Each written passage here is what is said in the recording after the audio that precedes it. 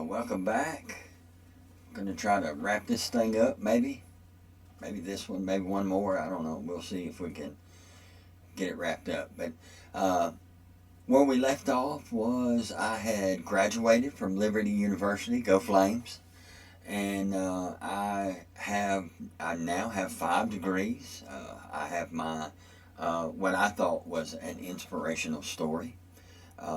Nothing crazy happening, nothing uh, too awful, other than I hit a stumbling block at the University of Montevallo, and so I've got my concentration, but nothing else. So I ended up having to transfer to Liberty University, and again, hats off to them. They were great. I mean, that was probably, other than Wallace, that's probably the best collegiate experience I could ever ask for. So after, like, I'm a detective in narcotics. I get promoted to general crimes. I've got a master's degree, but I'm really wanting to go teach at the high school level. I tried private school, but I wasn't a teacher. I was more of a dean. I got hired as the safety coordinator and the dean of students, and I did a little bit of coaching, coached basketball and soccer.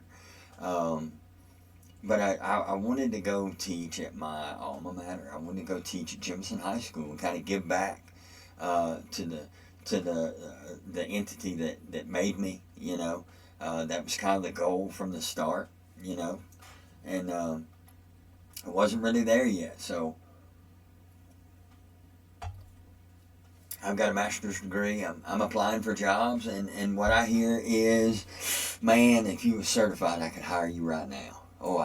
You'd be an asset. You'd be an asset to any school out there. And boy, it'd be great. It'd be great. So, but it never happened. Over 100 jobs, and that's not stretching it by no means. I applied for over 100 jobs in a time where there's supposed to be a teacher shortage. So that was the first stumbling block. But then just something about me I couldn't give up. I couldn't give up. If there was a shred of hope. So I go back and I talk to Montevallo, where it all started. I go back and I tell them, hey, I've got this master's degree and this is what I want to do. And I get this academic advisor who I think really didn't like me. And I don't know why. He seemed like a nice guy. He never really, he was always nice to me. He never really, said anything mean to me, nothing like that. But I just really got the sense that maybe I wasn't his favorite person. I don't know. Maybe it's because I'm older. He was used to, dealing with kids, and I just don't know. So by now I'm, mid-30s, late 30s. Like I'm kind of hip to the game. I kind of understand what's going on. So I go to him and I talk to him and I say, hey, this is my goal. This is where I want to be. All right. How can you make me a pathway to get there? And so he lays it out. All right, so you can take these 2 classes this next semester. Your GPA will be where it's supposed to be. You're gold. You're good to go. Well, I enrolled. All right, so I'm going for degree number 6 at this point. And at some point, I realize about halfway through the semester that I'm not going to make it. So I email him, hey dude, what happens, excuse me, man, that kind of come out of nowhere. What happens if I don't make the GPA requirements? And he emails back, hey, they're going to kick you out of school. You got to have a 3.25. And I just, I'm upset at this point. I feel like that he set me up, and he may not have. That was just my mindset at that time. So I talked to the department chair of the education department at the time, and I say, hey, I talked to another professor, and then I was back talking to my academic advisor, and he was like, well, if that's what it says, that's what it says. It's no big deal to him, but it was a huge deal to me because there I'd spent, I'd gotten loans to cover that, and somebody's going to pay that back, and so I'd already spent $20,000 on a concentration that couldn't use it. All right. So I went to the chair, and this is what she said. She said, your degree plan is a mess. Your GPA requirements you're not going to make it. And we're going to end up kicking you out of the program. Well, then she said, what you need to do is you need to unenroll from the University of Montebello, and then you need to enroll at another college and start over. So I was like, no way I'm doing that. Like, I'm done. I'm done at this point. I can't deal with this anymore. This is another stumbling block. I'd hit so I go home and I'm upset. So I call her back and I say, hey, what happens if I unenroll? If I unenroll today, are they going to make me pay the money back today? Because at this point, this was back when law enforcement, we made a little money, but I had 3 kids at this point, bills, house payments, got all this stuff going on. And I didn't have thousands of dollars just to turn over, to the University of Montebello to pay back a student loan. And she's like, well, call financial aid and see. Well, I talked to some young girl there, and she said, no, you're not going to pay anything back. So I figured that, we figure it out on the back end on that part of it. So anyway, fast forward a week or two, I get a bill from the University of Montebello for like $8,000. Well, I flip out. Like, I just flip out. So I call the financial aid office, and I tell them, like, I'm yelling at this young girl that answered the phone. And I'm like, this is bullcrap. I'm not doing this. This is not what I was told. This is what I was told to unenroll and go to another college. And she was like, well, Mr. Klein, if you'll stop yelling at me, I'll get you somebody that can help you. I was like, put him on the phone, because now I'm upset. Like, I've already kind of been through it with this college, and this is the second time that I've had to deal with this college, And so anyway, lady picks up the phone, hey, this is Dr. So-and-so. Well, I didn't know what a provost was. Didn't know that was the third person in charge of a college or somewhere in that area. So I let into her. And when I told her about what was told to me about unenrolling, she said, hold on a minute. What? And I had to tell her again. And now I'm upset at this point. She said, well, Mr. Klein, if you'll just stay by your phone, somebody will give you a call here in about 10 minutes. That's okay. So sure enough, 10 minutes, almost on the dot. The department chair called and said, Mr. Klein, I am going to personally make sure that you get your teaching certificate. I'm going to make it my mission that you get your teaching certification, and I will be your academic advisor from now on, and you're going to be the only one that I'm going to advise. So we ended up graduating from the University of Montebello after threatening to sue and yelling at everybody and spending thousands upon thousands of dollars that I didn't need to spend to get my second master's degree with a teaching certification. So now I have 6 degrees. All right. So to back up just a tad, I had gotten a job at a middle school, not a middle school, an intermediate school in Pell City. So Pell City is about an hour and 10 minutes from my house. So I applied for every single job that I could apply for, teaching job, history teaching job. Um, from my house an hour out in every direction. And one school called me back. One. And I went and interviewed and told them the situation, and they kind of fell in love with me. You know, they offered me the job. I started, and then the last 2 semesters, I was able to work and leave full-time law enforcement to finish my degree and do all my observations and my in-service teaching and all that stuff. So that would have been really, really hard for me to do working as a full-time detective. So I ended up working there for a year because how it would have it, I'm still part-time law enforcement, so I still work for the city of Jemison and as a part-time law enforcement officer. And the chief of police asked me why I wouldn't work in Jemison, and I said, well, I've applied there and never got an interview, never got anything. So the mayor ended up catching wind of that.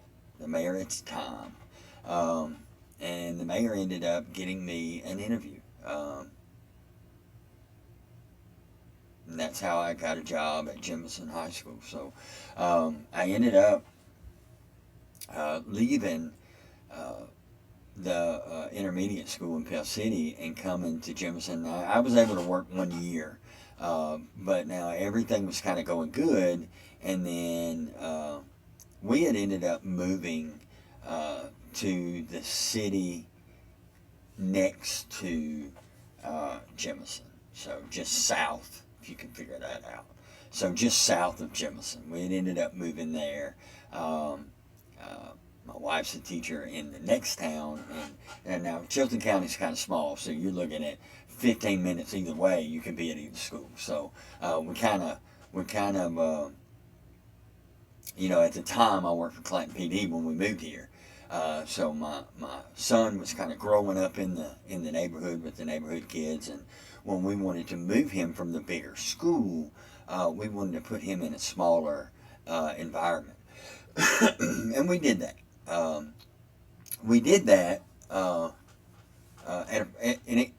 At a price. So here we've hit another wall. So in terms of obstacles, I was the history teacher at Jemison, and I was also the head JV basketball coach, and I was removed from coaching in general because I put my kid in the school that he was zoned to go to. That was an interesting conversation, and we're not going to really get into that because we don't want to show I don't want to throw any shade on anybody.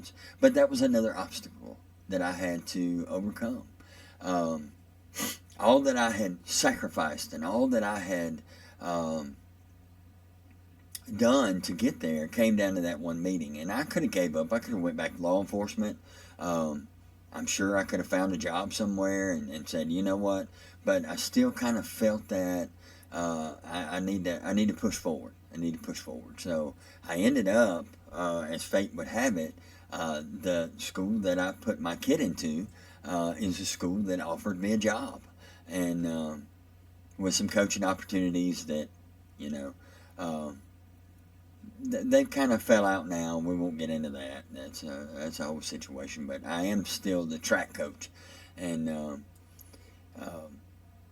but the opportunity was there. I mean, it literally, like the day I left. Now, I wasn't asked to leave Jemison, or I wasn't made to leave.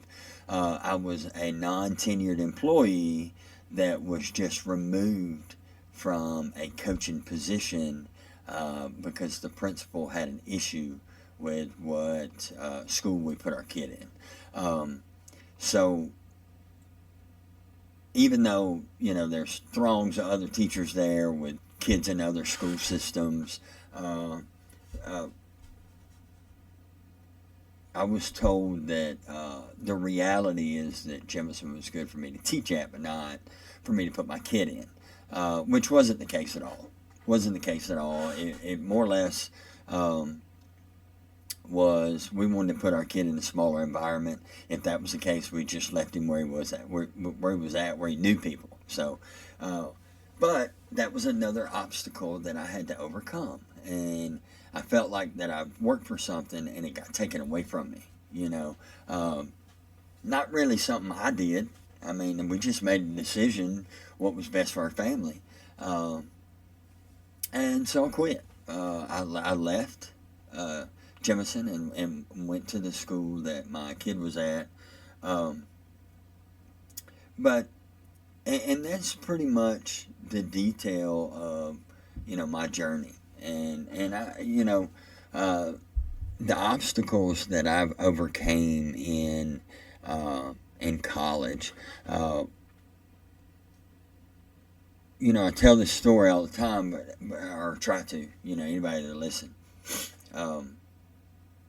I've seen it to a few people, and I've often been told, or I was told one time that in every success story there's a villain, and depending on who that villain is, it depends on if people want to hear the story or not. So I've always been a little skeptical of telling my story, just because I've told it a time or two, and nobody's really cared so far, and I'm okay with that. But I didn't need to inspire them, so I haven't put it out there to inspire. But and that's what I'm doing now, trying to inspire somebody to push through the obstacles. I've hit obstacles in my time, at Montevallo, where I had to almost sue the college to get my degree, and I don't know that I would have won that. Not sure. That was just something that I said at the time when I was angry. All the way to being removed from a coaching job that I felt like I earned. But and then my last obstacle was the election. I ran for city council in the town that I live in, the town that I work in, and ended up winning with 63% of the vote. And that's not really an obstacle, but it was something that I look back and I go, man, I was a high school dropout. I dropped out of high school, and very low percentage of people that drop out of high school actually succeed, and through will and determination and the people that helped me along the way. Now, there were obstacles, and there were people that got in my way, and there were people that tried to trip me up, and there were whether it was on purpose or intentional or whatever, it happened. And there's I could talk for another 2 hours, and I'm sure y'all don't want to hear me talk for another 2 hours about situations and things that went on during that time, and other things that I had to overcome. But I just wanted to kind of give you the Cliff Notes version of it, and try to just inspire with just what time I have here now.